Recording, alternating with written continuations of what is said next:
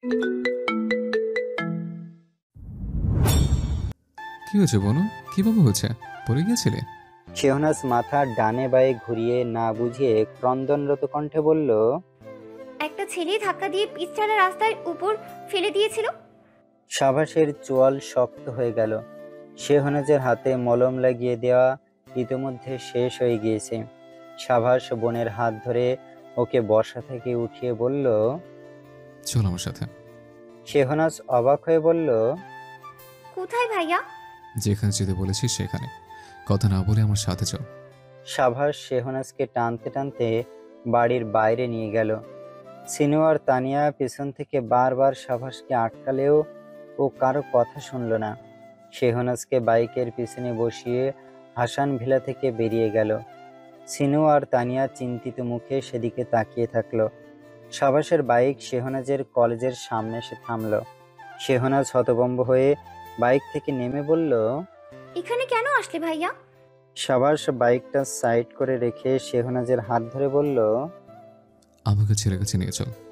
আমি নিশ্চিত ওই ছেলে এখনো কলেজে আছে। সাবাসের ভাবনা মিথ্যা হলো না। শেহনাজ একটু এগিয়ে যেতেই আসিফকে দেখতে পেল। ওকে দেখার সাথেই শেহনাজ ভাইয়ের দিকে তাকিয়ে বলল, ওই যে ওখানে বসে আছে। কোনটা? শেহনাজ আঙুল তাক করে আসিফকে দেখালো। বোনের আঙুল অনুসরণ করে ছেলেটাকে দেখতেই সাবাস শেহনাজের হাত ছেড়ে দিয়ে শার্টের হাতা গোটাতে গোটাতে সেদিকে এগিয়ে গেল। আসিফ উল্টো হয়ে বসে আছে। সাবাস লাফিয়ে গিয়ে ওর পিঠে একটা লাথি মারল। ফলে আসিফ মুখ থুবড়ে সামনে পড়ে গিয়ে বলল, ও মা গো, কেটা রে? সাবাস দাঁতে দাঁত চেপে বলল। আমি রে। আসিফ ভ্রু কুঁচকে ওর দিকে তাকিয়ে বলল, আমাকে কি পাঞ্চিং ব্যাগ মনে হলো আপনার?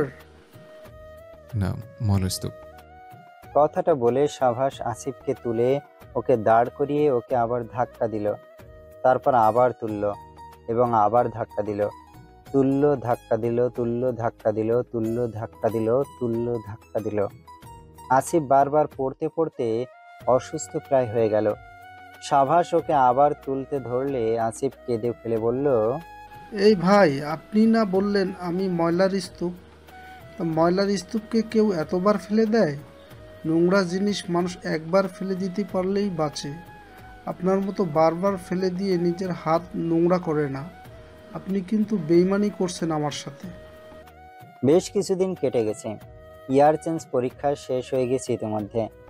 আয়েশা 10 মার্ক এগিয়ে গেছে, যা দেখে সবাই আশ্চর্য হতে বাধ্য, কিন্তু বারিশ এতে খুশি হতে পারছে না। কারণ ভালো মার্ক না করেও আয়েশার মুখে সবসময় যে মিষ্টি হাসি ফুটে থাকতো সেটা এখনো খুঁজে পাচ্ছে না। ও কারোর সাথে কথা বলছে না ভালো মতো, সবসময় কেমন মন মরা হয়ে থাকে। আয়েশা চুপচাপ বিছানায় বসে আছে দেখে মনে হচ্ছে যেন গভীর কোনো চিন্তায় মগ্ন হয়ে আছে। বারিশ নিজের প্রয়োজনীয় কাজ শেষে আয়েশার দিকে এক পলক তাকিয়ে দীর্ঘশ্বাস ফেলল। অতঃপর ওর দিকে এগিয়ে গিয়ে বলল, কি সমস্যা তোমার? হয়েছেটা কি, বলবে তো নাকি? আয়েশার কাট কাট জবাব। কিছু হলে তো বলবো। বারিশ চুপচাপ ওর মুখের দিকে কিছুক্ষণ তাকিয়ে থেকে অন্যদিকে চলে গেল। আয়েশার সাথে সাথে ওর মন মেজাজও বিক্ষিপ্ত হয়ে আছে। ভীষণ অস্থির লাগছে ওর। ভার্সিটিতে আসার পর বোনের অবস্থা দেখে সাবাসও বেশ উদ্বিগ্ন হয়ে গেল। তুবাকে দিয়ে বেশ কয়েকবার কথা বলানোর পরও কোনো কিছু জানতে পারেনি।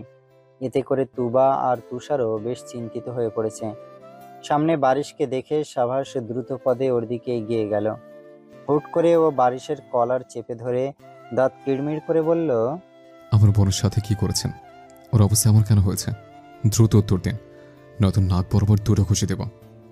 বারিশ অত্যন্ত স্বাভাবিক কণ্ঠে বলল, আমি নিজেও জানি না। জানেন না মানে? বউয়ের কি হয়েছে সেটা স্বামীও জানেন না? ছি, আপনার কি লজ্জায় মরে যাওয়া উচিত মনে হচ্ছে না? বারিশ নিজের কলার ছাড়িয়ে নিয়ে বলল, তোমার বোন আগে আমাকে স্বামী মানুক, তারপর না হয় এসব লজ্জায় মরে যাওয়ার কথা বলা যাবে। সাবাস আবারও বারিশের কলার চেপে ধরে বলল, তাহলে তো টানা 2বার মরে যাওয়া উচিত আপনার। আমার বোনের মন জয় করতে পারেননি, এটা আরো বেশি লজ্জা। একটু মেকআপ করে যেতে পারেন ওর সামনে, গেলে তো পড়ে যায়। বারিশ আবার কলার ছাড়িয়ে নিয়ে বলল, তো তুমি মেকআপটা করিয়ে দাও, আমি তো মানা করিনি একবারের জন্য। সাভাস আবার কলার চেপে ধরল, বারিশও আবার ছাড়িয়ে নিল। এভাবে কিছুক্ষণ চলার পর হঠাৎ কিছু কথা কানে আসতেই ওরা চকিতে সেদিকে কান খাড়া করলো। যাক, আশা তো দেখছি ভালো মার্ক পেয়েছে, কিন্তু এরা তো চাইনি। এই মেয়েকে এত অপমান করলাম, অথচ আমাদের কিছুই বলল না। এই স্বভাব কি ওর সাথে যায়? আমরা তো চেয়েছিলাম আমাদের সাথেও পাল্টা ঝগড়া লাগাক, আর আমরা গিয়ে ওর নামে বাড়ির স্যারের কাছে ইনিয়ে বিনিয়ে অভিযোগ দিয়ে ওর মান সম্মান শেষ করে দেই।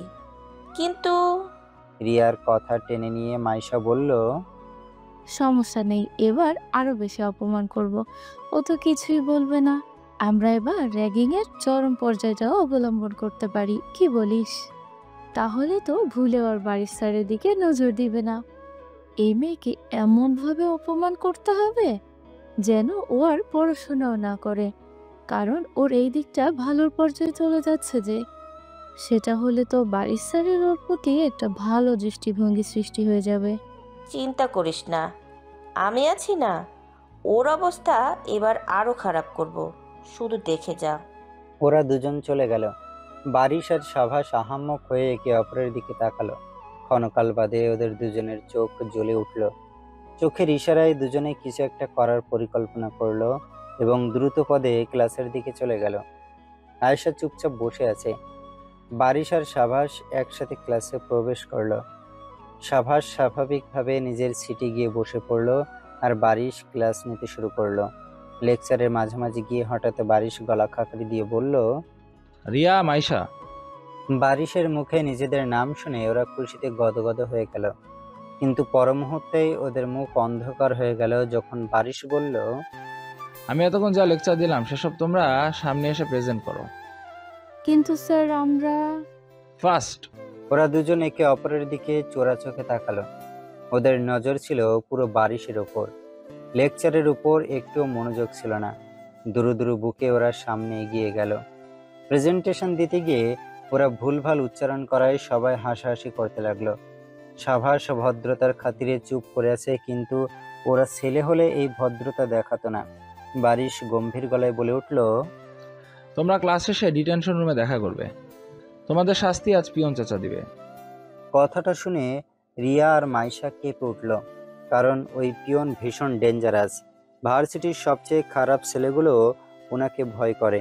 ওরা দুজন তৎক্ষণাৎ বলে উঠল, স্যার, আপনি যা ইচ্ছা শাস্তি দিন, তবুও পিয়ন চাচা না। ওনাকে দেখলেই তো আমরা জ্ঞান হারিয়ে ফেলবো। আই থিঙ্ক ওটাই বেটার হবে। পিয়ন চাচা শাস্তি দিলে তোমাদের শিক্ষাটা ভালো মতো হবে। এখন চুপচাপ গিয়ে নিজেদের সিটে বসো। ওরা চিন্তিত আর ভীত মুখে নিজেদের আসনে চলে গেল। ওরা চলে যেতেই বারিশ শান্ত স্বরে বলল, আমার একটা গুরুত্বপূর্ণ অ্যানাউন্সমেন্ট করার আছে। তোমরা জেনে খুশি হবে যে আমি কিছুদিন আগে বিয়ে করে নিয়েছি। And my wife is Sheikh Ayesha Hasan. আয়েশার পাশাপাশি ক্লাসের সবাই অবাক হয়ে গেল। কিছু মুহূর্ত পিনপতন নীরবতার পর ক্লাসে গুঞ্জন শুরু হয়ে গেল। বারিশ ওদের সবাইকে থামিয়ে দিল। মাইশা ব্যঙ্গ করে বলল, আয়শার সাথে কি আপনার যায় স্যার? আপনি কোথায় আর ও কোথায়? আসলেই যায় না, কারণ ওর মতো ভালো মেয়ের সাথে আমাকে মানায় না। আমার নিজেকে আরো যোগ্য করে তুলতে হবে ওর জন্য। কত ভালো বংশের মেয়ে আয়েশা, সবাই কত আন্তরিক। আমার আসলেই নিজেকে একটু যোগ্যতা সম্পন্ন করতে হবে। কিন্তু স্যার আমি এটা বলিনি। আয়শার মতো লো ট্যালেন্টের মেয়ে আপনার মতো হাইলি ট্যালেন্টেড ছেলেকে পাওয়ার যোগ্য আদৌ? বারিশ সামান্য হাসলো, হাসা থামিয়ে বলল, চেষ্টা করলে যে কেউ আমার মতো ট্যালেন্টেড হতে পারবে, কিন্তু চেষ্টা করলে কিন্তু ভালো মানুষ হওয়া যায় না। সবাই হতেও পারে না, যেটা আমার ওয়াইফ হতে পেরেছে। পারিবারিক শিক্ষাটাই আসল একাডেমিক শিক্ষার চেয়ে। একজন উচ্চপদস্থ মানুষ যদি উগ্র হয়, তাহলে মানুষ তাকে সামনে সম্মান দেখালেও পিছনে বদনাম করতে ভুলবে না। অন্যদিকে ভালো মানুষের জন্য পেছনে দোয়া করতেও ভুলবে না। আয়েশা হা হয়ে বারিশের দিকে তাকিয়ে থাকলো। ওর মন থেকে হঠাৎ বিষণ্ণতার বিশাল পাহাড়টা ভেঙে চুরমার হয়ে গেল। মুখে হাসি ফুটে উঠল। বোনের মুখে হাসি দেখে সাবাসের মুখেও হাসি ফুটল। ক্লাসের সবাই ইতিমধ্যে চুপ হয়ে গেছে। অন্যদিকে বারিশ পুনরায় ক্লাস নিতে শুরু করলো। শেহনাজ আর নীর শেহনাজের রুমে বসে আছে। ওরা দুজনে একসাথে পড়াশোনা করছে। পড়তে পড়তে ওদের ক্ষুধা লেগে গেল, তাই শেহনাজ ওর লুকিয়ে রাখা কয়েকটা আপেল বের করলো। তা দেখে নীর বলল, এসব কোথা থেকে বের করলি? শেহনাজ কণ্ঠ খাটো করে বলল, ফ্রিজ থেকে চুরি করে এনেছিলাম রাতের মেলা লুকিয়ে লুকিয়ে খাওয়ার জন্য। নীর ভুরুকুসকে বলল। নিজের বাড়িতে চুরি করতে তোর কি একটুও লজ্জা লাগেনি? শেহনাজ 32 পাটি দাঁত বের করে বলল। একটুও না, কারণ এটা নিজের বাড়ি। নীর অদ্ভুত চোখে কিছুক্ষণ শেহনাজের দিকে তাকিয়ে থেকে ছুরি দিয়ে আপেল কাটতে লাগলো, কিন্তু দৃষ্টি শেহনাজের দিকে থাকায় অসাবধানতাবশত নীরের হাত কেটে গেল। তা দেখে শেহনাজ ব্যস্ত হয়ে ওর দিকে এগিয়ে আসলো। তুষার 2 তলায় নামার সাথে শেহনাজের রুম থেকে চিল্লাপাল্লা শুনে ভুরুকুসকে সেদিকে এগিয়ে গেল। নীরের হাত থেকে রক্ত ঝরতে দেখে ও বিচলিত হয়ে বলতে লাগলো, রক্ত কেন? কি হয়েছে নীর? নীর হাত চেপে ধরে বলল, কেটে গেছে। কাটলি কিভাবে? চোখে দেখিস না? এই, তুই কি সাবধানে কাটতে পারিস? নেই না পারলে ভেবলি কি বলতি? তুই কাটতে গেছিস কেন? নীর শুকনো হেসে বলল, সমস্যা নেই ভাইয়া। সমস্যা আছে বই কি। এই সেজো, যা ফার্স্ট এড বক্স নিয়ে আয়। শেহনাজ স্থির হয়ে দাঁড়িয়েছিল। তুষারের কথা শুনে ও বাইরে চলে গেল। অন্যমনস্ক থাকায় আর তাড়াহুড়ো করার দরুন শেহনাজ রুমের কাছাকাছি এসে পড়ে গেল। দরজার ফাঁক দিয়ে সামনে তুষারের দিকে তাকিয়ে থাকলো, যে চিন্তিত মুখে নীরকে হাত চেপে রাখার জন্য দিক নির্দেশনা দিচ্ছে। কিছুক্ষণ পর শেহনাজ নিজেই উঠে পড়ল, তারপর রুমে গিয়ে 5-8 বক্সটা তুষারকে দিল। তা দেখে তুষার বলল, ভেবলি শোন, আমি যেভাবে বলছি সেইভাবে ওর হাত ব্যান্ডেজ করে দে, ঠিক আছে? শেহনাজ মাথা হেলিয়ে সম্মতি জানিয়ে ব্যান্ডেজ করতে লাগলো আর বারবার পিছু ঘুরে তুষারের দিকে তাকাতে লাগলো। আয়েশা খুশি মনে মাথা আঁচড়াচ্ছে। বারিশ রুমে প্রবেশ করে ওর স্বাভাবিক মুখভঙ্গি দেখে মুচকি হাসলো, তারপর সোফায় বসে কিছুক্ষণ ম্যাগাজিন পড়তে লাগলো। আয়েশা মাথা আঁচড়ানো শেষে বিছানায় গিয়ে বসে পড়লো এবং মোবাইল চালাতে লাগলো। তা দেখে বারিশ বলল, কি ব্যাপার, আজ পড়তে বসছো না কেন? আয়েশা মোবাইলে ব্যস্ত থেকে বলল, পড়া আবার কি? ওটা কি করে? খায়, মাথায় দেয়, বক্সে পড়ে রাখে? বারিশ ভুরুকুসকে বলল, মজা হচ্ছে? গিয়ে চুপচাপ পড়তে বসো। পড়াশোনা করে লাভ নেই, ভালো মানুষ হতে হবে। আমি ভালো মানুষ হব। বারিশ আহাম্মক হয়ে বলল, আমার কথা আমাকেই বলছো? আমি এসব বলেছি ঠিক আছে, তাই বলে পড়াশোনা করতে হবে না এটা কখন বললাম? বলেনি, কিন্তু আমি বুঝে নিয়েছি। তাছাড়া যথেষ্ট জ্ঞান অর্জন করেছি, আর লাগবে না। আমাদের বাচ্চা কাচ্চাদের পড়াশোনা করানোর মতো যথেষ্ট পড়া পড়েছি আমি। অলরেডি শিক্ষিত মা পেয়ে গেছে বাচ্চারা। বারিশ গলা খাকারি দিয়ে উঠল। আয়েশারও হুঁশ ফিরে আসলো। ও চোখ বড় বড় করে এক পলক বারিশের দিকে তাকিয়ে চটজলদি দৌড়ে রুম থেকে বেরিয়ে গেল। ড্রয়িং রুমে গিয়ে জিহবাই কামড় দিয়ে বলল, ছি, বাচ্চা কোথা থেকে আসবে? ওই অ্যানাকোন্ডা সাপের সাথে আমি সংসার করতে পারবো না। বাচ্চা কি তাহলে বাজার থেকে কিনে আনতে হবে? আজকের বিকেলের আবহাওয়াটা অত্যন্ত অপরূপ সৌন্দর্য বহন করছে। আয়েশা ব্যালকনিতে দাঁড়িয়ে সেই সৌন্দর্য উপভোগ করে চলেছে, কিন্তু সেটার বেশিক্ষণ টিকল না, কারণ বারিশ এসে ওকে জোর করে পড়াতে বসালো। আয়েশা গালে হাত দিয়ে বইয়ের দিকে তাকিয়েছে আর বারিশ ওর মাথায় পড়া ঢোকানোর চেষ্টা করে যাচ্ছে। হঠাৎ একটা ডায়েরির দিকে চোখ যেতেই বারিশ ভুরুকুসকে সেদিকে হাত বাড়িয়ে বলল, এটা কার? আয়েশা চটজলদি সেটা বারিশের হাতের ফাঁক থেকে ছিনিয়ে নিয়ে বলল, এটা আমার, খবরদার এটাতে হাত দিবেন না। আয়েশার ঘাবড়ে যাওয়া মুখটার দিকে বারিশ তাকিয়ে থাকলো। সেটা খেয়াল করে আয়েশা বলতে লাগলো, আমার জিনিসে ভুলেও হাত দেওয়ার কথা ভাববেন না। বারিশ চোখ সরিয়ে নিল। হঠাৎ করে ওখান থেকে উঠেও চলে গেল। তাতে হতভম্ব হয়ে আয়েশা বলল, কি হলো, পড়াবেন না? বারিশ কাট কাট গলায় বলল, মুড নেই। বলে ও রুম থেকেই বেরিয়ে গেল। আয়েশা বিড়বিড় করে বলল, বাড়ি স্যারের আবার কি হলো? বারিশ বোনের ফ্ল্যাটে গিয়ে চুপচাপ বসে থাকলো। ভাইকে মনমরা থাকতে দেখে বর্ষা ভুরুকুসকে ওর দিকে এগিয়ে এসে বলল, কি হয়েছে ভাই? বারিশ এক পলক বোনের দিকে তাকিয়ে বলল, আচ্ছা আপু, বিয়ে হলে কি বিপরীত মানুষটার প্রতি একটুও ফিলিংস তৈরি হয় না? বর্ষা মুচকি হেসে ভাইয়ের পাশে বসে বলল, ওকে একটু সময় দে। মেয়েটা তোকে স্যার হিসেবে মেনে চলেছে এতদিন, হঠাৎ করে স্যার যদি স্বামী হয়ে যায় তাহলে অদ্ভুত লাগবেই। তুই তোকে বিয়ে করার জন্য পাগল হয়ে গিয়েছিলি, বললাম একটু সময় নে, তা না নাচতে নাচতে তোর নাভিন স্যারের কাছে প্রস্তাব দিয়ে গেলি। এখন ঠেলা সামলা। বারিশ অভিমান করে বলল, সান্ত্বনা দেওয়ার বদলে আমার টেনশন আরো বাড়িয়ে দিচ্ছ। কেমন বোন তুমি? তাহলে কি করব? তোর হয়ে আয়েশাকে পটাবো? ওকে জোর করে তোকে ভালোবাসাবো? তোর হয়ে আমি আই লাভ ইউ বলবো? বল বল, কোনটা করব? বারিশ চোখ পাকিয়ে বোনের দিকে তাকিয়ে বলল, তুমি তোমার স্বামীকে গিয়ে বলো তোমাকে বলাই ভুল হয়েছে, আমার যত সব। বারিশ রাগ করে বোনের ফ্ল্যাট থেকে চলে গেল। ওর গমন পথের দিকে তাকিয়ে বর্ষা হাসতে হাসতে বলল, সব কিছুতে তোর এত তাড়া কিসের? ধৈর্য নেই একদম। আজ বাড়িতেই আছে শেহনাজ। হুট করে জ্বর বাঁধিয়ে ফেলেছে, তাই কলেজ যাওয়া হয়নি আজ। জ্বরও কম নয়, 104 ডিগ্রি জ্বর নিয়ে কুপোকাত অবস্থা হয়ে গেছে ওর। হুঁশও নেই। সাজিদ ডাক্তার এনেছিল। ডাক্তার ওকে চেক করে কিছু ঔষধ লিখে দিয়ে চলে গেছে, আর বলেছে ওর শরীর বারবার ভেজা কাপড় দিয়ে মুছে দিতে। সকাল থেকে সিনু আর তানিয়া পালা করে ওর খেয়াল রেখে চলেছে। সকাল সকাল ভার্সিটিতে চলে যাওয়ায় সাভাস বোনের বিষয়ে কিছু জানে না। এভাবেই কতক্ষণ সময় চলে গেল শেহনাজ জানে না। তবে ওর কেন যেন মনে হচ্ছে তুষার ওর সামনে বসে আছে।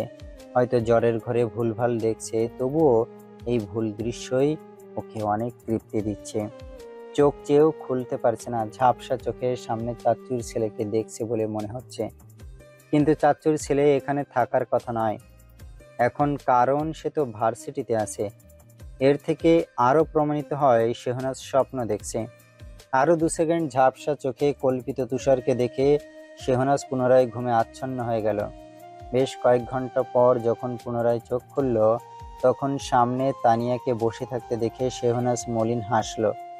মূলত এ কারণেই ও তুষারকে কল্পনা করেছিল, কারণ তুষার দেখতে কিছুটা মায়ের মতোই, অর্থাৎ তানিয়ার মতোই হয়েছে। শেহনাজকে চোখ খুলতে দেখে তানিয়া ওর মাথায় হাত বুলিয়ে দিয়ে বলল, সেজু সোনা, ঠিক আছো? এখনো খারাপ লাগছে? শেহনাজ মাথা দুলিয়ে না বোঝালো। তানিয়া গরম গরম স্যুপ বানিয়ে এনেছিল, সেটাই জোর করে শেহনাজকে খাইয়ে দিয়ে ওষুধ খাইয়ে দিল। হঠাৎ তানিয়ার ফোন বেজে উঠতেই তানিয়া ফোনে কথা বলতে লাগলো। স্বাধীন ফোন দিয়েছে শেহনাজের অবস্থা জানার জন্য। স্বাধীনের জানার কথা নয়, কিন্তু সিনু মেয়ের অবস্থা দেখে হুঁশ হারিয়ে প্রথমে স্বাধীনকে ফোন করে শেহনাজের চিকিৎসা করার জন্য ডেকেছিল। কিন্তু স্বাধীন যে একজন সাইকিয়াট্রিস্ট সেটা মনে ছিল না ওর। পরে সাজিদ অন্য ডাক্তারকে ফোন দিয়ে ডেকেছিল। তানিয়া কথা বলা শেষে ফোনটা বন্ধ করতে যাবে, তখনই শেহনাজ কম্পিত হাত তুলে বলল, ছোট মা, ওয়ালপেপারে ওগুলো কার ছবি? তানিয়া এক পলক ফোনের স্ক্রিনে তাকিয়ে মুচকি হেসে বলল, তোমরা যখন ছোট তখন আমরা সবাই মিলে একটা পিকনিক করেছিলাম, সেখানে সবাই মিলে ছবিটা তুলেছিলাম। তানিয়া ফোনটা ওকে দিয়ে দিল। শেহনাজ মুগ্ধ চোখে ছবিটার দিকে তাকিয়ে থাকলো। সবাই আছে ওখানে। তানিয়া এক এক করে বলতে লাগলো, এটা তোমার রাইমা খালামণি, নাবিন মামু, নাবিন মামুর কোলে 3 মাসের নীর। ওটা রাইসা খালামণি, তানজিদ মামু আর ছোট্ট তুবা। এই পাশেরটা আমি, তোমার চাচু আর তোমার তুষার ভাইয়া। আর মাঝেরটা হচ্ছে তোমার মামা, বাবা আর আমাদের সেজু সোনা। এবং নিচে পোটলা পুটলি দুটো হচ্ছে তোমার ভাই বোন। শেহনাজের চোখ একটা জায়গায় গিয়ে আটকে গেল। তুষার সাজিদের কোলে থাকা ছোট্ট শেহনাজকে চুমু দিচ্ছে ছবিটাতে। তানিয়া অন্যদিকে চলে যাওয়ায় শেহনাজ সেটা জুম করে দেখতে লাগলো। দেখতেই থাকলো মন ভরে। বেশ কিছুদিন কেটে গেছে। এতদিন ডায়েরিটা খুঁজে না পেলেও আজ হঠাৎ বারিশের চোখের সামনে সেটা উকি ঝুঁকি মারতে লাগলো। হয়তো বলতেছে, কিরে আহাম্মক, বারিশ আমাকে একটু পরে দেখতে পারিস না? তুই কি বাংলা পড়তে জানিস না? যদি জানিস তাহলে পড়িস না কেন গাধা? বারিশ নিবে না করেও সেটা নিয়ে নিল, নিজেকে এই বলে সান্ত্বনা দিয়ে যে আমার বউয়ের ডায়েরি মানে আমার ডায়েরি। বারিশ ডায়েরি খোলার আগে দরজা দিয়ে বাইরে তাকালো আয়েশা আছে কিনা দেখার জন্য। দেখতে তো পেল না, কিন্তু গলার আওয়াজ শুনতে পেল ড্রয়িং রুম থেকে, যেখানে বীরকে আয়েশা পড়াশোনা করাচ্ছে। তবুও সাবধানের মার নেই ভেবে বারিশ দরজা আলতো করে লাগিয়ে দিল। বিসমিল্লাহ বলে ডায়েরির পাতা উল্টালো। প্রথমেই চোখে পড়ল নিজের নাম। সেই পুরো পৃষ্ঠা জুড়ে শুধু বারিশের নাম লেখা। তা দেখে বারিশের অজানা একটা অনুভূতি হতে লাগলো। কৌতূহল নিয়ে ও আবার পৃষ্ঠা উল্টালো। এবার দেখতে পেল কিছু লেখা। শেষমেশ আপনার প্রেমে কেন পড়লাম? স্যার, আপনি মাস্ক পরে আসতে পারেন না? আমার মতো মেয়েকেও কেন আকৃষ্ট করলেন? ছোট মায়ের মতো বলতে ইচ্ছে করছে, এর হিসাব থাক না বলি। আর কিছু লেখা নেই এই পৃষ্ঠায়। পরের পৃষ্ঠা উল্টিয়ে দেখলো লেখা আছে, এমনিতেই পড়াশোনায় পারিস না আয়েশা। এবার তো মনে হয় বাড়ির স্যারের চক্করে ফেলই করবি। সাবাসে, আমি সত্যি সত্যি একটা কালাচাঁদের বউ হতে চাচ্ছি, কিন্তু হব না, কারণ এই অ্যানাকন্ডা সাপের বহুত ভাব মাইরি। ওটাকে বিয়ে করলে আমি ধ্বংস হয়ে যাব। বারিশের ভুরু কুঁচকে গেল নিজের নিকনেম দেখে। যা হোক, আবারও পৃষ্ঠা উল্টালো। এবার লেখা, জীবনে একটু ঝামেলা থাকাই উচিত। ওই অ্যানাকন্ডা সাপকে বিয়ে করে নিজের জীবন ধ্বংস করতে খুব একটা খারাপ লাগার কথা না। ভালোই থ্রিলিং হয়ে যাবে আমার ঝিঙ্গালালা লাইফটা, একদম ঝাক্কাস। বারিশ বাঁকা হেসে পৃষ্ঠা উল্টালো। এখানের লেখা দেখে বারিশ কিছুটা লজ্জা পেয়ে গেল। আরে আরে, এ কাকে দেখলাম আজ? পুরোই টসটসে একটা স্ট্রবেরি, টি শার্ট, 3/4 প্যান্ট, এলোমেলো চুল। আহা কি লুক! মনে হচ্ছে তুলে নিয়ে গিয়ে বিয়ে করি। কে গো আপনি? লাগছে বেশ কিউট। আহা আহা আহা!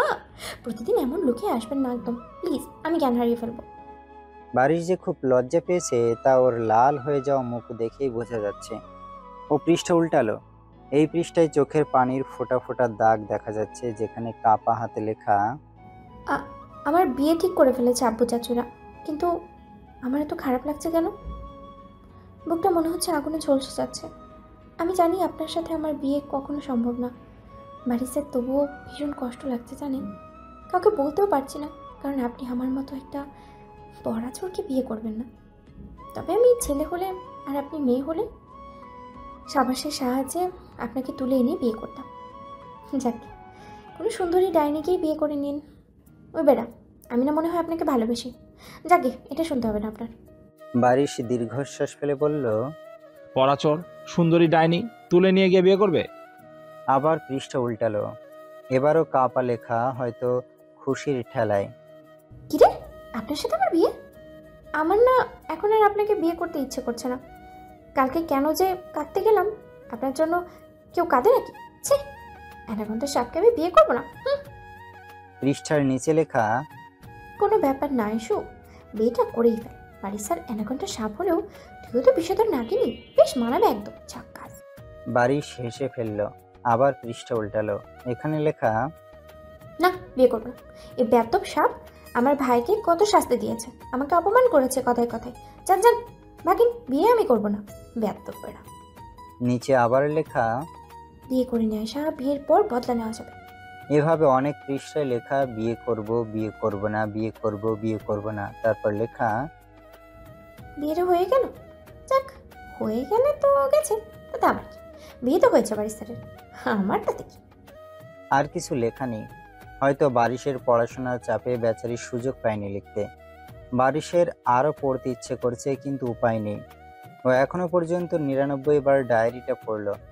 একবার হাসছে, একবার লজ্জা পাচ্ছে, তো একবার ভুরু কুঁচকে রাখছে। বেশ কিছুক্ষণ পর আয়েশা রুমে আসলো। বারিশ ব্যালকনিতে দাঁড়িয়ে আছে। আয়েশার অস্তিত্ব টের পেয়ে ও লম্বা লম্বা পা ফেলে ভেতরে এসে অত্যন্ত স্বাভাবিকভাবে আয়েশাকে জড়িয়ে ধরল। এতে করে আয়েশা হতভম্ব হয়ে বলল, বাড়ির স্যার? বারিশ ওর কানের কাছে মুখ নিয়ে গিয়ে বলল, আমিও তোমাকে ভালোবাসি স্নো হোয়াইট, সে প্রথম যেদিন তোমাকে দেখেছি সেই দিন থেকে। আয়েশার চোখ বড় বড় হয়ে গেল। অস্ফুট স্বরে বলল, কি? বারিশ ওকে ছেড়ে দিয়ে ওর হাতে ডায়েরিটা গুজে দিয়ে বলল, আর লেখনি কেন? আজকে থেকে আবারও লেখা শুরু করে দাও স্নো হোয়াইট। বারিশ কথাটা বলে রুম থেকে চলে গেল। আয়েশা আহাম্মক হয়ে কয়েক মিনিট স্তব্ধ হয়ে দাঁড়িয়ে থাকলো। তারপর ডায়েরি দিয়ে মাথায় বাড়ি দিয়ে বলল, বেয়াক্কেল বেড়া, এটা লুকিয়ে রাখতে পারিস না? এতদিনের লুকানো গুপ্তধন এভাবে ফাঁস হয়ে গেল। আমি আজ থেকে বর্ষা আপুর সাথে থাকবো, নয়তো বাপের বাড়িতে চলে যাব। ওই সাপের সাথে থাকবো না আমি। দরকার হলে রাসেল ভাইপারকে বিয়ে করে নেব। তখনকার ধরা পড়ার সময়ের পর থেকে আয়েশা লজ্জায় রুম থেকে বেরোয়নি। বারিশও তখন থেকে রুমে আসেনি আর। তবে কিছুক্ষণ পর ও স্বাভাবিক মুখভঙ্গিতে রুমে প্রবেশ করে ভার্সিটির কিছু কাগজপত্র মনোযোগ দিয়ে দেখতে লাগলো। ওকে দেখার সাথেই আয়েশা ওই ডায়েরিটা দিয়ে নিজের মুখ ঢেকে আর চোখে বারবার বারিশের দিকে তাকাতে লাগলো। নিজের কাজ করা শেষে বারিশ লম্বা লম্বা পা ফেলে আয়েশার সামনে গিয়ে ওর মুখের সামনে থেকে ডায়েরিটা একটানে সরিয়ে দিয়ে আচমকা ওর ওষ্ঠের সাথে নিজের ওষ্ঠ এক করে দিল। এতে করে আয়েশার চোখ দুটো রসগোল্লার মতো বড় হয়ে গেল। বারিশ চুম্বন শেষে ওকে একটু ছেড়ে দিলেই আয়েশা কম্পিত কণ্ঠে বলল, বাড়ি স্যার কি হচ্ছে এটা? কে তোমার স্যার? আমি কোনো স্যার না, আমি তোমার স্বামী। বলে বারিশ ওকে আবার চুম্বন করতে লাগলো। এভাবে কিছুক্ষণ সময় অতিবাহিত হওয়ার পর হঠাৎ দরজায় বীর কড়া নেড়ে বলতে লাগলো, মামিমণি, একটা অঙ্ক বুঝতে পারছি না, বুঝিয়ে দিয়ে যাও আমাকে। বারিশ নিজেকে যথাসম্ভব সামলে নিয়ে আয়েশার থেকে দূরে সরে গেল। আয়েশা এখনো তীর তীর করে কাঁপছে। জোরে জোরে শ্বাস নিয়ে নিজেকে স্বাভাবিক করতে লাগলো। ওড়না দিয়ে ভালোভাবে নিজেকে পেঁচিয়ে নিয়ে ও বিছানায় বসলো। বীর তখন থেকে দরজায় কড়া নাড়তেই আছে। বারিশ দরজা খুলে ওর পেটে চিমটি দিয়ে ওকে কোলে তুলে বলল, কি মামু, দরজা কি ভেঙে ফেলতে যাচ্ছিলে? আবারও তোমার পাছা লাল করতে হবে দেখছি। বীর বারিশের কোল থেকে নেমে মুখ বাঁকিয়ে বলল, তুমি খুব পচা মামু। কথাটা বলে ও বিছানায় উঠে আয়েশার কোলে বসে বলল, তুমি আমাকে একটা অঙ্ক না বুঝিয়ে দিয়ে চলে এসেছিলে কেন? তুমি কি দিন দিন মামুর মতো ডাকাত হয়ে যেতে চাচ্ছ নাকি? আয়েশারও এখনো লজ্জা কাটেনি, তাই ও হাসতে পারল না। তবে বারিশ চোখ পাকিয়ে বীরের দিকে তাকিয়ে বলল, আমি ডাকাত? বীর ওর প্রশ্নের কোনো উত্তর না দিয়ে আয়েশার দিকে ভুরু কুঁচকে তাকিয়ে বলল, তোমার গাল দুটো টমেটোর মতো এত লাল হয়ে আছে কেন? আয়েশা গলা খাকারি দিয়ে কণ্ঠ স্বাভাবিক করে বলল, তুমি বেশি দেখছো, চলো তোমাকে অঙ্কটা করে দিয়ে আসি। বলে ও বীরকে কোলে নিয়ে রুম থেকে বেরোতে ধরলে বারিশ আয়েশার দিকে তাকিয়ে চোখ মেরে বলল, রাতে দেখা হবে স্নো হোয়াইট। আয়েশার এক মুহূর্ত না দাঁড়িয়ে সেখান থেকে চলে গেল। বারিশ নিজের ঠোঁটে হাত বুলিয়ে বাঁকা হাসল। বছরের মাঝামাঝি সময় চলে এসেছে। আয়েশা এখন তাও একটু পড়াশোনা করে, ফাইনাল ইয়ার বলে কথা। পড়ার সময় সাবাস ভিডিও কল দেওয়ায়ও বিছানায় বসে বালিশের গায়ে হেলান দিয়ে ফোনটা রেখে ওর সাথে কথা বলতে লাগলো। এমন সময় হুট করে কোথা থেকে বারিশ এসে আয়েশাকে পিছন থেকে জড়িয়ে ধরে ওর গালে চুমু খেলো। আয়েশা হতভম্ব হয়ে সামনে হা হয়ে থাকা সাবাসের দিকে তাকালো। হঠাৎ সাবাসের দিকে নজর যেতেই বারিশ প্রচণ্ড লজ্জা পেয়ে আয়েশাকে নিজের থেকে ধাক্কা দিয়ে সরিয়ে ধূপধাপ পা ফেলে রুম থেকে দৌড়ে পালিয়ে গেল। আয়েশার রাগও লাগছে, লজ্জাও লাগছে, আবার হাসিও পাচ্ছে। সাবাস নিজের হতভম্ব ভাব কাটিয়ে গলা খাকারি দিয়ে কিছু বলতে ধরলেই আয়েশা আঙুল তাক করে বলল, খবরদার নিজের মুখ থেকে বাজে কথা বের করা শুরু করবি না, একদম হাসবি না সাবাস। সাবাস তবুও জোরে জোরে হাসতে শুরু করলে আয়েশা রেগে কল কেটে দিল। সাবাস কল কাটার পরও বেশ কিছুক্ষণ হাসল। পরদিন ভার্সিটিতে গিয়ে সাবাস অদ্ভুত চোখে বারবার বারিশের দিকে তাকাচ্ছিল। ওর চাহনিতে ভড়কে গিয়ে বারিশ ঠিকঠাক ক্লাসও নিতে পারেনি সেদিন।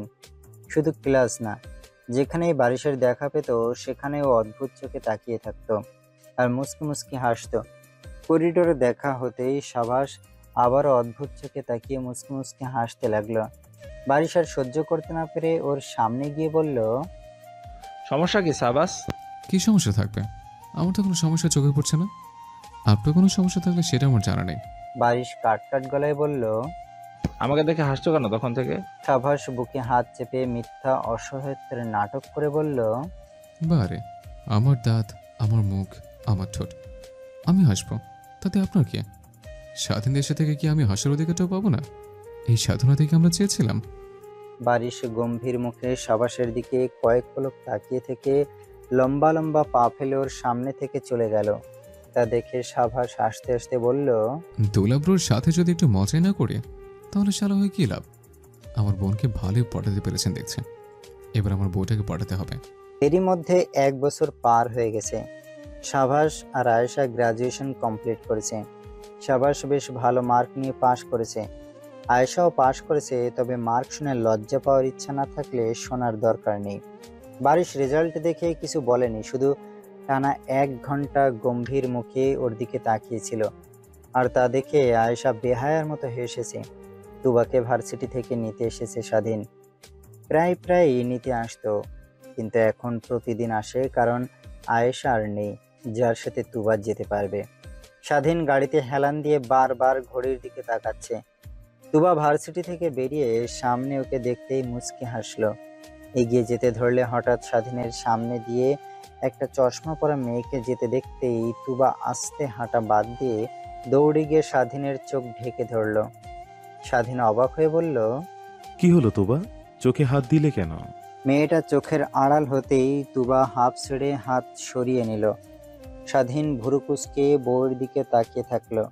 তা দেখে তুবা হাই তুলে বলতে লাগলো, আমার আরেকটা ননদ বের হয়েছিল, আবার সতীন হওয়ার সম্ভাবনাকে অবজ্ঞাও করতে পারি না, তাই কোনো রিস্ক নেইনি। স্বাধীন দীর্ঘশ্বাস ফেলে গাড়ির দরজা খুলে বলল, ভিতরে প্রবেশ করুন আমার প্রিয়তমা, অন অ্যান্ড অনলি ওয়াইফ। স্বাধীনের নাটকীয়তায় হেসে ফেলে তুবা ভেতরে বসতে বসতে বলল, ওকে চশমা লাভার স্বামীজি। স্বাধীনও গাড়িতে উঠে বসে নিজেদের গন্তব্যের দিকে এগিয়ে গেল। কিছুক্ষণের মধ্যেই ওরা বাড়িতে পৌঁছে গেল। বাড়িতে ওরা ব্যতীত আর কেউ নেই। স্বাধীনের বাবা মা একজন আত্মীয়ের বাসায় অনুষ্ঠান অ্যাটেন্ড করতে গিয়েছে। সারাদিনের ক্লান্তিময় দিন শেষে তুবা একটু শুয়ে পড়ল। তারপর ফোনে ভিডিও দেখতে লাগলো। স্বাধীন ফোনে একটা পেশেন্টের সাথে জরুরি কিছু কথা বলছিল। কল কেটে পিছনে তাকাতে দেখলো তুবা এক হাত কেটে রেখে ভিডিও দেখতে দেখতে মুচকি হাসছে। তা দেখে স্বাধীন দুষ্টু হেসে বলল, আমি কি বাবা হতে যাচ্ছি সোনা? তুবা চকিতে সোজা হয়ে বসে স্বাধীনের দিকে তাকিয়ে বলল, না। আচ্ছা, তবে দ্রুত হব। তুবা লজ্জায় মাথা নিচু করে রাখলো। এতটাই লজ্জা পেল যে কথা বলতে পারলো না। ক্ষণকাল বাদে ও মৃদু কণ্ঠে বলতে লাগলো, থামুন। হ্যাঁ বলো। আমাকে ভুল বুঝবেন না, কিন্তু আমি এখন বাচ্চা নিতে চাচ্ছি না। স্বাধীন ভ্রুকুচকে তুবার সামনে গিয়ে বসে ওর মুখটা তুলে বলল, কেন সোনা? তুবা স্বাধীনের চোখে চোখ রেখে বলল, আসলে আমার অসুখটা এখনো ভালো হয়নি। আমি চাচ্ছি না এই অসুখের কারণে আমাদের বাচ্চার কোনো ক্ষতি হোক। ধরুন আমি প্রেগনেন্ট, ওই অবস্থায় যদি আমি আবার অ্যাবনর্মাল হয়ে যাই, তখন যদি দাদু হয়ে কিছু উল্টাপাল্টা করে আমাদের বাচ্চাকে মেরে। তুবার বলতে পারলো না, কেঁদে ফেললো। স্বাধীন ওকে জড়িয়ে ধরে ওর মাথায় হাত বুলিয়ে বলল, রিল্যাক্স, বুঝেছি আমি। তুমি ভয় পেও না সোনা।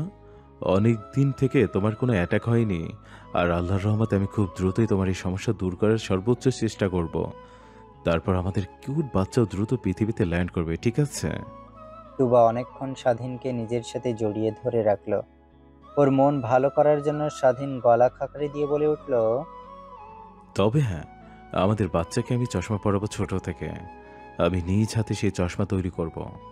তুবা তৎক্ষণাৎ স্বাধীনকে ছেড়ে দিয়ে কটমট দৃষ্টিতে ওর দিকে তাকিয়ে বলল, আপনার নাক ফাটিয়ে দেবো আমি, বেদ্যব বেড়া। আমার বাচ্চা আপনার মতো কানা হবে না। যদি বেশি বাকনামি করার চেষ্টা করেন তাহলে এর হিসাব আমি পরকালে গিয়ে নেব। আমি তো চশমা পরবই। তুবা আচমকা স্বাধীনের গালে গুতা মেরে বলল, সেই চেষ্টা একবার করে দেখুন শুধু। স্বাধীন গালে হাত দিয়ে আহাম্মক হয়ে কিছুক্ষণ তুবার দিকে তাকিয়ে থেকে বিড়বিড় করে বলল, অকৃতজ্ঞ বউ কোথাকার। কথাটা বলে ও বাথরুমে চলে গেল শাওয়ার নেওয়ার জন্য। ও যেতেই তুবা মিটিমিটি হাসতে লাগলো। কিছু সময় পর স্বাধীনের ফোন বেজে উঠল। তুবা স্ক্রিন দেখে বলল, এই শুনুন, মা ফোন দিয়েছে। স্বাধীন আতঙ্কিত কণ্ঠে বলে উঠল, দ্রুত নিয়ে এসো। তুবা বাঁকা হাসলো। স্বাধীনকে একটু শিক্ষা দেওয়া উচিত, তাই ও না শোনার ভান করে বলতে লাগলো, কি বললেন? শুনতে পাচ্ছি না। আমার ফোনটা দাও প্লিজ। তুবা মুখে হাত চেপে কিছুক্ষণ হেসে বলল, এই কিছুই শুনতে পাচ্ছি না তো, আমার কানে মনে হচ্ছে চশমা লাগাতে হবে। কথাটা বলে তুবা আবারও হাসলো। স্বাধীন বাথরুমের দরজা খুলে ধূপধাপ পা ফেলে ভেতরে চলে আসলো। ওর পরনে শুধু একটা টাওয়াল আর সারা শরীরে সাবানের ফেনা। ওকে একদম গলন্ত মোমের মতো লাগছে। ওর অবস্থা দেখে তুবা অট্টহাসিতে ফেটে পড়লো।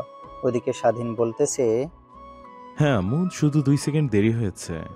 বাড়ি এসে 2 বার কান মলে দিও, শোধবোধ হয়ে যাবে। তুবা হাসতেই আছে, কিন্তু ওর হাস্যোজ্জ্বল মুখ আতঙ্কে ভরে গেল যখন স্বাধীন বাঁকা হেসে বলতে লাগলো, আসলে আম্মু, আমি ভেবেছিলাম তুমি তোমার সাথে কথা বলবে, তাই ওকে ধরতে বলেছিলাম, কিন্তু ও শুয়েছিল, ওঠেনি, তাই তো একটু দেরি হলো। উনি তেতে উঠে বললেন, কি? দ্রুত ওকে ফোন দাও। স্বাধীন চোখ মেরে তুবাকে ফোনটা দিয়ে দিল।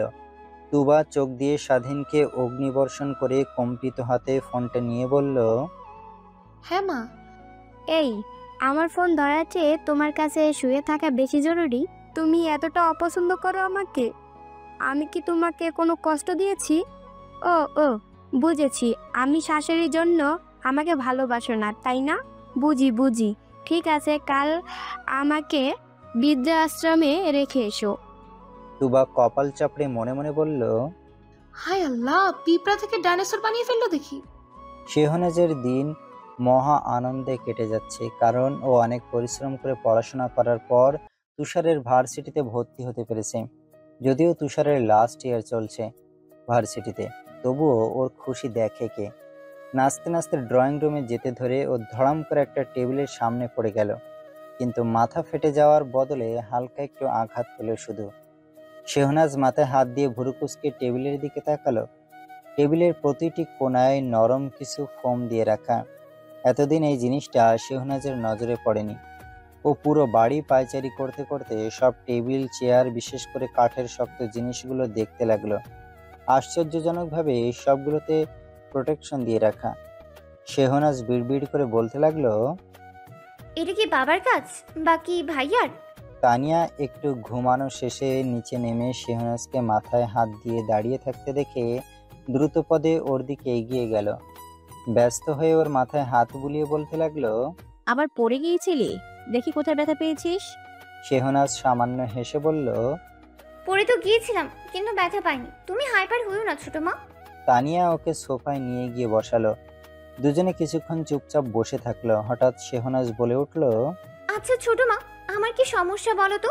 তানিয়া ভ্রু কুঁচকে বলল, কি সমস্যা হবে? মানে বলতে চাচ্ছি, কেউ তো আমার মতো এভাবে পড়ে যায় না, তাহলে আমি কেন শুধু শুধু পড়ে যাই ছোট মা? তানিয়া সামান্য হেসে শেহনাজের গাল টেনে বলল, কারণ তো অবশ্যই আছে মা। তুই যখন সিনুর পেটে, তখন সিনু প্রচন্ড অসুস্থ হয়ে পড়েছিল। ডেলিভারির দিন তো আমাদের আত্মা জমে গিয়েছিল, যখন ডাক্তার এসে বলেছিল সিনু আর তুই কেউই কোনো রেসপন্স করছিস না। ভাগ্যিস ওই সময় সাজিদ ভাইয়া ছিল না। উনি সিনুর মুমূর্ষ অবস্থা দেখার পর থেকে হাসপাতালের এক পাশে গিয়ে নামাজ পড়ছিল, তবুও শেষ রক্ষা হয়নি। অন্য একটা বাচ্চার কান্না শুনে দৌড়ে এসে যখন তোদের অবস্থা শুনলো, তখন ভাইয়ার কাঁদতে কাঁদতে অবস্থা খারাপ করে ফেলেছিল। আমাদের অবস্থাও নাজেহাল হয়ে গিয়েছিল। আমার চোখের সামনে শুধু 4 বছরের ছোট ছোট শাবাস আয়েশার মুখ ভেসে উঠছিল, সাজিদ ভাইয়ার মুখ ভেসে উঠছিল। সিনুর কিছু হলে তো ওরা কেউই বাঁচতে পারতো না। যাক, আল্লাহর রহমতে শেষ পর্যন্ত সিনু আর তুই বেঁচে গিয়েছিলে। কথাগুলো বলে তানিয়া থামলো। ওর সেই দিনের দৃশ্যগুলো চোখের সামনে ভাসার কারণে গলা কাঁপতে লাগলো। নিজেকে সামলে নিয়ে তানিয়া বলতে লাগলো, ডেলিভারির পর পুরো 1.5 মাস সিনু শয্যাশায়ী হয়ে বিছানায় পড়েছিল। সাজিদ ভাইয়া পুরোটা সময় সিনুর অত্যাধিক খেয়াল রেখেছে। তোকে সামলেছে, শাবাস আয়েশাকে সামলেছে, ব্যবসাও সামলেছে। আমার সাজিদ ভাইয়ার জন্য যা খারাপ লাগতো না, একদম শুকিয়ে গিয়েছিল। সিনুর অসুস্থতার কারণে তোকে তোলা দুধ খাওয়াতে হয়েছে, তাই তুই এতটা দুর্বল হয়েছিস, বুঝেছিস? শেহনাজ চুপটি করে ছোট মায়ের সব কথা শুনলো। ওর ভীষণ খারাপ লাগছে মাম্মা বাবার জন্য। ওকে মন খারাপ করতে দেখে তানিয়া ওর গালে হাত দিয়ে বলল, কি হলো? মন খারাপ করিস না। তোকে একটা মজার কথা বলি, শোন। তোর জন্মের 3 মাস পরেই নিজ জন্মেছিল। তোর নাবিন ভাইয়া রাইমার ডেলিভারির দিন এতটাই আতঙ্কিত হয়ে গিয়েছিল যে রাইমা এক চিৎকারে জ্ঞান হারিয়ে ফেলেছিল। নীর জন্ম নেওয়ার পাক্কা 1 ঘন্টা পর নাবিন ভাইয়া জ্ঞান ফিরেছিল। সিনুর অমন অবস্থা দেখেই মূলত নাবিন ভাইয়ার ওই অবস্থা হয়েছিল। শেহনাজ হাসতে লাগলো। তানিয়া হাসি থামিয়ে বলল, সিনুর অবস্থা দেখার পর আমরা ভয়ে কেউ আর বাচ্চা নিইনি, নয়তো আমি একটা ক্রিকেট টিমের মা হতাম, আর তোর মাম্মাও একটা ব্রেকআপ ক্রিকেট টিম বানিয়ে ফেলতো। শেহনাজ এবার জোরে জোরে হাসতে লাগলো, সাথে তানিয়াও। এত কিছুর মাঝে তুষার যে কখন ওদের পিছনে এসে দাঁড়িয়েছে সেটা ওরা খেয়ালই করেনি। তুষার গলা খাকারি দিয়ে বলল, মাম্মা, আমার সম্পত্তির ভাগিদার বানানোর পরিকল্পনা না করে দয়া করে একটু বড় মায়ের কাছে যাও, তোমাকে অনেকক্ষণ থেকে ডাকছে। তানিয়া বর্ষা থেকে উঠে তুষারের গালে হোঁটা মেরে বলল, সম্পত্তি ভাগিদার। এটা বলার জন্য তোমার থেকে আমি পরকালে গিয়ে হিসেব নিব। তানিয়া চলে গেল। তুষার গালে হাত দিয়ে সেদিকে তাকিয়ে বিড়বিড় করে বলতে লাগলো, এই হিসেবের চক্করে কবে না জানি বাবার সাথে সাথে আমিও গলায় ফাঁস দিই। শেহনাজ তুষারের দিকে তাকিয়ে আছে। ওর পরনের টি শার্টটা শেহনাজের অনেক পছন্দের, কারণ এইটা পরলে তুষারকে প্রয়োজনের তুলনায় একটু বেশি সুন্দর লাগে। হঠাৎ তুষারের হাতের নোটবুকে একটা লেখা চোখে পড়তেই শেহনাজের ভুরু কুঁচকে গেল। ও শটানে তুষারের হাত থেকে নোটবুকটা নিয়ে বলল, এখানে কি লেখা তুষার ভাই? তুষার বিস্ফোরিত চোখে তৎক্ষণাৎ নোটবুকটা ছো মেরে শেহনাজের থেকে ছিনিয়ে নিয়ে বলল, তোর জানার কোনো দরকার নেই ভাবলি। বলে তুষার লম্বা লম্বা পা ফেলে সিঁড়ি বেয়ে উপরে উঠতে লাগলো। অন্যদিকে শেহনাজ থ হয়ে স্থির চোখে বসে আছে। ওর দৃষ্টিপাতের কোনো নড়চড় হচ্ছে না। নোটবুকটাতে টিএন লেখা ছিল বেশ বড় করে আর সুন্দর সুন্দর নকশা করে। কিছুক্ষণ থ মেরে থাকার পর শেহনাজ তাচ্ছিল্যের হাসি হেসে বলতে লাগলো, টি ফর তুষার আর এন ফর নীর। কথাটা শেষ হতেই শেহনাজের কর্নিশ বেয়ে টপ টপ করে পানি পড়তে লাগলো। কেউ দেখে ফেলার আগেই সেটা মুছে নিয়ে শেহনাজ দৌড়ে নিজের রুমে চলে গেল। বেশ কিছুক্ষণ একা একা কান্না করার পরও চোখ মুখ পানি দিয়ে ধুয়ে বিছানায় চুপ করে বসে থাকলো। হুট করে বিছানা থেকে উঠে ও সোজা 4 তলায় চলে গেল। লাইব্রেরি রুমে ঢুকে ও কাঙ্ক্ষিত মানুষটাকে খুঁজতে লাগলো। খুঁজে পেতেই দৌড়ে গিয়ে বাবাকে জড়িয়ে ধরল। আচমকা এমন ঘটনায় সাজিদ চমকে উঠে বলল, কি ব্যাপার ছোট আম্মুজান? শেহনাজ কোনো উত্তর না দিয়ে ঘাপটি মেরে বাবাকে জড়িয়ে ধরে থাকলো। সাজিদ ওর মাথায় হাত দিয়ে বলল, তোমার মাম্মা বকা দিয়েছে তোমাকে? দিলে বলো, আমিও গিয়ে 2টা ধমক দিয়ে আসি তোমার মাম্মামকে। শেহনাজ মুখে কিছু না বলে মাথা ডানে বামে ঘুরিয়ে না বোঝালো। কয়েক সেকেন্ড দুজনেই নীরব থাকলো। তারপর শেহনাজ নীরবতা ভেঙে বলল, আজ হঠাৎ তোমাকে ভীষণ জড়িয়ে ধরতে ইচ্ছা করছিল বাবা। সাজিদ সামান্য হেসে বলল, আমার সেজু এখনো ছোট, সেজুই রয়ে গেছে দেখছি। তোমার যখন ইচ্ছে হবে আমার কাছে চলে এসো ছোট আম্মুজান। তুষার কিছু বই নেওয়ার জন্য লাইব্রেরিতে এসে সামনের দৃশ্য দেখে মুচকি হাসলো। ওদের দুজনকে কোনোরূপ ডিস্টার্ব না করে ও প্রয়োজনীয় বইগুলো নিয়ে চলে যেতে ধরলে হঠাৎ মেহমেদ ওর সামনে এসে বলল, দেখে কিছু শেখো। হোয়াট এভার, তুমিও তো আমাকে মাঝে মাঝে জড়িয়ে ধরতে পারো নাকি? তুষার শান্ত চোখে কিছুক্ষণ বাবার দিকে তাকিয়ে থেকে বলল, আমি মেয়ে না বাবা, আমারও তো ইমোশন নেই। বলেও চলে গেল। ওর গমন পথের দিকে তাকিয়ে মেহমেদ দীর্ঘশ্বাস ফেলে বলল, যা বাবা, ভাই বউ ছেলে কেউ পাত্তা দেয় না দেখছি। হোয়াট এভার, নাতি নাতনি এখন আমার শেষ ভরসা। আয়েশা বারিশের কিছু শার্ট ইস্ত্রি করে সেগুলো সুন্দর করে গুছিয়ে কাবার্ডে রেখে দিল। তারপর বিছানায় শুয়ে গা এলিয়ে দিতেই ওর ফোন বেজে উঠল। স্ক্রিনে সেজু নামটা দেখতেই ওর মুখে হাসি ছড়িয়ে পড়ল। দ্রুত ফোন রিসিভ করে বলল, কি ব্যাপার বনু, এতদিন পর মনে পড়লো আমাকে? শেহনাজ কান্না আটকে বলল, আপু। ওর কণ্ঠ শুনে আয়েশা বিচলিত হয়ে বলল, কিছু হয়েছে বনু? শুধু তোমাকে খুব মনে পড়ছে। আমার মন খারাপ হলে তুমি একটু চুটকিতেই সেটা ভালো করে দিতে, কিন্তু এখন তুমি আমার পাশেই নেই কেন? আয়েশার মনটা খারাপ হয়ে গেল। হতাশ কণ্ঠে বলল, সেজু, আমিও তোকে খুব মিস করি, কিন্তু কি করতে পারি বল? বিয়ের পর অন্যের বাড়িতে আসতেই হবে, এটাই যে নিয়ম। তাহলে বারিশ ভাইয়াকে আমাদের বাড়িতে নিয়ে আসতে পারোনি? আজ থেকে ছেলেরা অন্যের বাড়িতে যাবে, মেয়েরা না। আয়েশা হেসে উঠে বলল, ওরে আমার ভেবলি রে, কি শক্তর। এভাবে বেশ কিছুক্ষণ কথা বলে আয়েশা ফোন কেটে দিল, কিন্তু ওর মুখের হাসি হারিয়ে গেল। ও খুব করে জানে শেহনাজের আজ ভীষণ মন খারাপ। কণ্ঠ শুনেই বুঝেছে ও। এতে করে আয়েশারও মন বেজার হয়ে গেল। বারিশ রুমে এসে বইয়ের থতমত মুখটা দেখে কপাল কুঁচকে ফেলল। নিজের পোশাক নিয়ে বাথরুমে চলে গেল শাওয়ার নেওয়ার জন্য। গোসল শেষে বেরিয়ে এসে বইয়ের অপরিবর্তিত মুখশ্রী দেখে বারিশ ধীর পায়ে ওর সামনে এসে বসে বলল, তুমি কি কোনোভাবে অসন্তুষ্ট? আয়েশা ভুরু কুঁচকে বলল, কেন বলেন তো?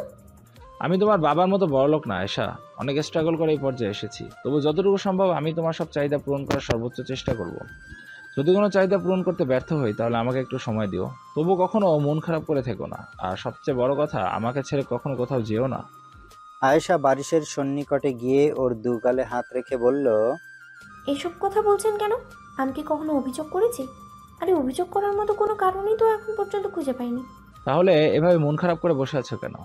কাল অনলাইনে যে শাড়িটা পছন্দ করেছিলে সেটা কিনে দিইনি বলে? আয়েশা মুখ ভেঙচি কেটে বলল, ওই শাড়ি আমার কেনার ইচ্ছা হয়েছে এটা আপনাকে কে বললো? আসলে সব অনলাইন প্রোডাক্টের মালিকের সাথে আমি আজাইরা পেঁচাল পারি, কিন্তু শেষে কিছুই কিনি না। কেন জানেন? কারণ সরাসরি প্রাইস বলতে চায় না ওরা, প্রাইস শোনার জন্য ইনবক্সে চিপাই চাপাই ডাকে। তাই একটু শিক্ষা দিই আর কি। বারিশ চোখ সরু করে আয়েশার দিকে তাকিয়ে থাকলো। সেটা পাত্তা না দিয়ে আয়েশা বলে উঠল, আসলে ওই ছোট বোনটার কথা ভীষণ মনে পড়ছে। ও আমার অনেক আদরে, ওর এতটুকু কষ্ট আমি সহ্য করতে পারি না। বারিশ মুচকি হেসে বলল, ঠিক আছে, কাল তোমায় ও বাড়িতে কয়েকদিনের জন্য রেখে আসবো। আয়েশা মুহূর্তেই খুশি হয়ে গেল। ক্ষণকাল বাদে আয়েশা কিছু একটা ভেবে বলে উঠল, এই শুনুন, অনেকদিন থেকে একটা কথাই ভাবছিলাম। আমার নাম আয়েশা মানে এ, আপনার নাম বারিশ মানে বি, আমরা হলাম এবি। হ্যাঁ তো তো আমাদের এক বাচ্চার নাম ডিই আর আরেক বাচ্চার নাম ভিলার্স রাখলে কেমন হয়? একদম ঝাক্কাস না?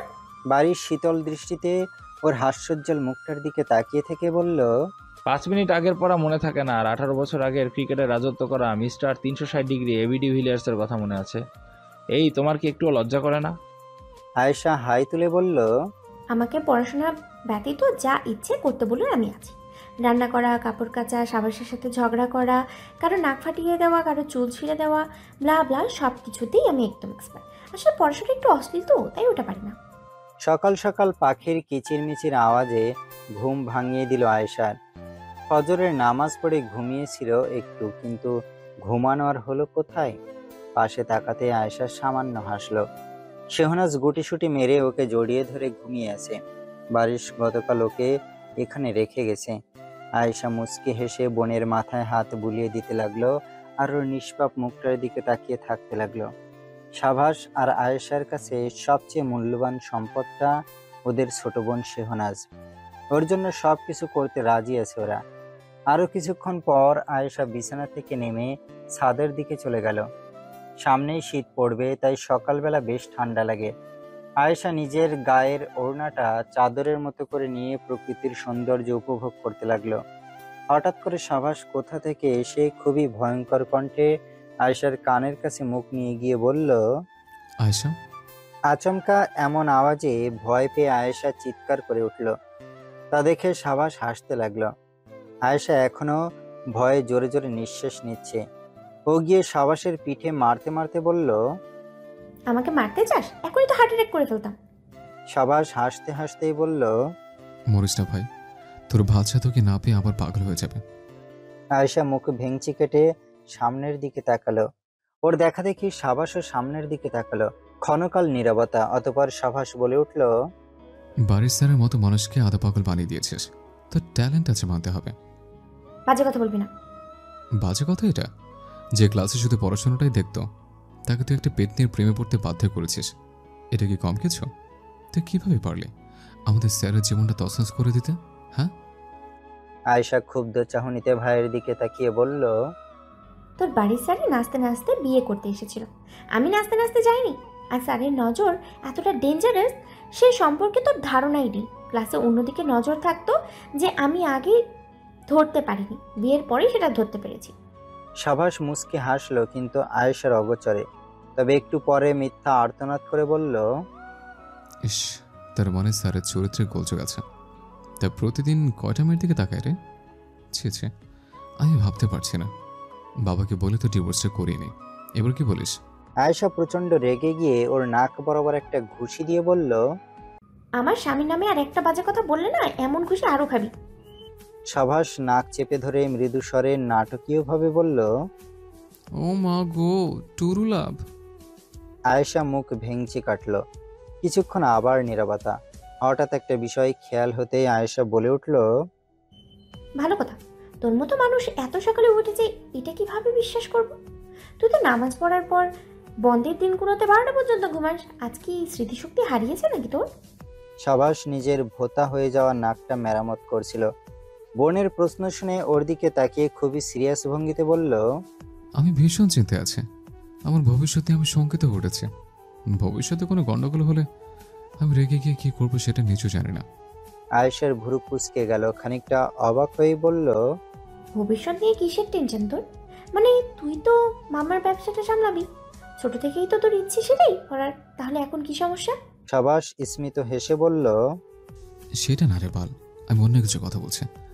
মাম্মার খালামুনির ব্যবসাটা দেশের বিভিন্ন জায়গায় ছড়িয়ে দিয়েছে, আর আমি সেটা ইন্টারন্যাশনাল পর্যায়ে নিয়ে যাব, এটাতে কোনো সন্দেহ নেই আমার। কিন্তু টেনশন অন্য একটা বিষয় নিয়ে। আয়েশা সন্ধিহান দৃষ্টিতে ওর দিকে তাকিয়ে থাকলো।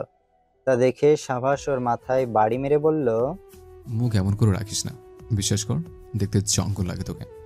আমার বিষয় নিয়ে না ভেবে নিজের ভাষাকে নিয়ে ভাব। কথাটা বলে সাবাস ছাদ থেকে চলে গেল। আয়েশা পিছন থেকে বলতে লাগলো, বেয়াদব, তুই বউ পাবি না, আমার সাথে এমন করার জন্য জীবনের চরম একটা শিক্ষা পাবি। রাগের মাথায় কথাটা বলে আয়েশা জোরে জোরে শ্বাস নিয়ে ক্ষান্ত হলো, কিন্তু ওর মাথায় এখনো চিন্তার বীজ বিচরণ করছে। সাবাস ঠিক কি বলতে চাচ্ছে সেটাও একটু ধরতে পারছে না। তুষার ভার্সিটিতে ক্লাস করা শেষে বাইক নিয়ে কিছু দূর ঘুরে বেড়ালো। হঠাৎ একটা ফুলের দোকানের দিকে নজর যেতেই ও বাইক থামালো। খুব সুন্দর একটা বুকের দিকে ওর নজর আটকে গেল। ভীষণ সুন্দর ফুলগুলো। ও দোকানের দিকে এগিয়ে গিয়ে বুকেটটা কিনে নিল। দোকানদারটা হেসে বলল, কি বাবা, কাউকে দিতে যাচ্ছ? তাহলে বলছি এই শুভ্র ফুল তোমার প্রিয় মানুষটাকে ভীষণ আনন্দিত করবে। তুষার মুচকি হেসে বলল, জি আঙ্কেল। টাকা পরিশোধ করে ও বাইকের সামনে ফুলের বুকেটটা রেখে মুখে স্নিগ্ধ হাসি ফুটিয়ে রেখে বাইক চালাতে লাগলো। কিছু দূর যেতেই হুট করে বৃষ্টি চলে আসলো। প্রকৃতি যে কখন কোন রূপ নেবে সেটা আগে থেকে বলা বর্তমানে মুশকিল হয়ে গেছে। দেখা যাচ্ছে শীতের দিনেও ঝমঝম করে বৃষ্টি পড়ছে, আবার বর্ষাকালে কড়া রোদ উঠে মাথা ফাটিয়ে দিচ্ছে। তুষার দ্রুত একটা ছাউনির নিচে চলে গেল। বাইক ভিজলে ভিজুক, ও ভিজলে ভিজুক, কিন্তু ফুলের যেন কিছু না হয়। তাই তো তুষারের এত তাড়াহুড়ো। বৃষ্টির পানির ফোঁটার দিকে তাকিয়েও মুচকে মুচকে হাসছে। ওর ঠোঁট থেকে আজ যেন হাসি সরতেই চাচ্ছে না। বৃষ্টি থেকে চোখ সরিয়ে হাতের টাটকা ফুলগুলোর দিকে তাকিয়ে তুষার বলতে লাগলো, এই ফুল শুধু তোর, তুই ছাড়া এই ফুলে কারো অধিকার নেই, যেমনটা তোকে আমার থেকে আলাদা করার অধিকার কারো নেই। এই ফুল আর এই শেখ তুষার খান পুরোটাই তোর, শিখে পরিমাণও কেউ পাবে না। বৃষ্টি একটু থেমে যেতেই তুষার বাইক নিয়ে নির্দিষ্ট গন্তব্যের দিকে চলে গেল। ওর বাইক এসে থামলো সরকার বাসভবনের সামনে। ফোন বের করে কাউকে ফোন দিল। ফোন করার কয়েক মিনিটের মধ্যেই বাসার ভেতর থেকে নীর বের হয়ে আসলো। ওর দিকে তাকিয়ে তুষার মুচকি হাসলো। শেহনাজ ভার্সিটির পাশের একটা বাস স্ট্যান্ডের সামনে দাঁড়িয়ে আছে। বাসে যাবে না ও, কিন্তু বৃষ্টির জন্য এখানে আশ্রয় নিতে হয়েছে। বৃষ্টি থেমে গিয়েছিল, কিন্তু শেহনাজ ভার্সিটি থেকে বেরোনোর পর আবার মুষলধারে বৃষ্টি পড়া শুরু করে দিয়েছে। ড্রাইভার আঙ্কেলকে ফোন করেছিল, বলেছে উনি জ্যামে আটকে গেছেন, তাই আসতে একটু দেরি হবে। নীরের কোনো ক্লাস ছিল না বিধায় ও আজ ভার্সিটিতে আসেনি। ওর কথা মনে পড়লেই শেহনাজের বুকের ভেতর তীব্র ব্যথা অনুভূত হয়, যেটাও সহ্য করতে পারে না। কিন্তু ওর এই কষ্ট ও কাউকে বুঝতে দিতে চায় না। এমনকি এসবের জন্য ও নীরের সাথে বিন্দুমাত্র সম্পর্ক খারাপ করেনি, কারণ নীরের এখানে কোনো দোষ নেই। তুষার যদি নীরকে পছন্দ করে সেটা তো নীরের দোষ না, আর না তুষারের দোষ। তবে এটা যে শেহনাজের অনুভূতির দোষ সেটাও মনে প্রাণে বিশ্বাস করে। রাস্তায় মানুষ দেখা যাচ্ছে না বললেই চলে। বাস স্ট্যান্ডেও খুব বেশি মানুষ নেই, হাতে গোনা কয়েকজন আছে শুধু। শেহনাজের সিক্স সেন্স বলছে ওর থেকে কিছুটা দূরে দাঁড়িয়ে থাকা একটা ছেলে ওকে বিরতিহীনভাবে দেখে যাচ্ছে। এতে করে ওর ভীষণ অস্বস্তি হচ্ছে, তাই ও আরেকটু দূরে সরে দাঁড়ালো, কিন্তু ছেলেটাও ওর কাছে আসতে লাগলো। শেহনাজ যত দূরে যাচ্ছে ওই ছেলে তত কাছে আসছে। শেষে বিরক্ত হয়ে ও বলে উঠল, সমস্যা কি ভাই? তোমার ভাই ডাকতেই তো সমস্যা, আমাকে অন্য কিছু নামেও তো ডাকতে পারো। ঠিক আছে চাচা। ছেলেটা থতমত খেয়ে গেল। নিজেকে স্বাভাবিক করে ছেলেটা আশেপাশে তাকাতে লাগলো। একজন বৃদ্ধা মহিলা, একটা ছেলে আর কয়েকটা স্কুলে পড়া ছোট ছোট বাচ্চা আছে শুধু। এতে করে ওর সাহস বেড়ে গেল। শেহনাজের দিকে আরেকটু এগিয়ে এসে বলল, হেই বেব, এত নাটক করার তো কিছুই নেই। আমি তো জানি তুমি কি চাও, আমাকে বিশ্বাস করতে পারো। শেহনাজের পা গুলিয়ে উঠল। ও দাঁতে দাঁত চেপে বলল, দেখুন, বাড়াবাড়ি করবেন না। আপনার সাথে কি হতে পারে সেটা আপনি ভাবতেও পারবেন না। কেন বেব, তোমার কি বয়ফ্রেন্ড আছে? থাকলেও সমস্যা নেই। তোমার বয়ফ্রেন্ড আমাদের রিলেশনের ব্যাপারে কিছুই জানবে না। শেহনাজ বিরক্ত হয়ে দূরে চলে গেল। ছেলেটাও নাছোড়বান্দার মতো ওকে টিস করতে থাকলো। শেহনাজ দিশেহারা হয়ে পড়ল। ওর এখন কি করা উচিত? এই মুহূর্তে ওর মানসপটে দুজন ব্যক্তির মুখ ভেসে উঠছে। এক সাবাস, দুই তুষার, কিন্তু আফসোস কেউ নেই। জ্বালাতনের মাত্রা বাড়াতে ধরলেই বাস স্ট্যান্ডে থাকা অন্য ছেলেটা ওদের দিকে এগিয়ে এসে বলল, এই ভাই, আপনি একটু আমার সাথে আসুন, কিছু জরুরি কথা ছিল। শেহনাজ ছেলেটাকে চিনে ফেলল। এটা আসিফের সাথে থাকতো সবসময়।